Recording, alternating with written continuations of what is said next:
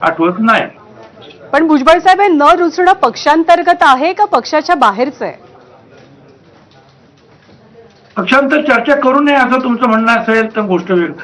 तुम्ही सुद्धा जे आहेत सगळे संपादक एकत्र येऊन चर्चा करता ना, कुठली गोष्ट महत्वाची आहे, कुठली ब्रेकिंग आहे, काय ही चर्चा करायची नाही आम्ही.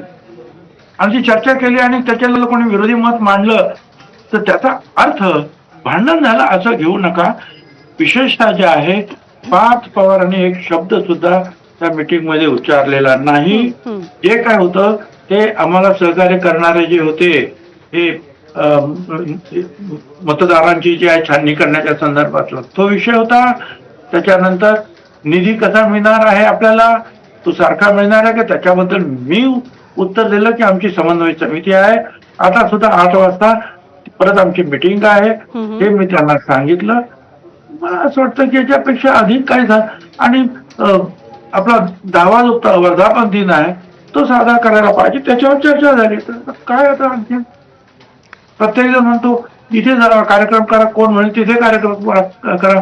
म्हणजे कधी काही भांडण नव्हे ना, ती सूचना आहेत, त्या चर्चा आहेत त्या.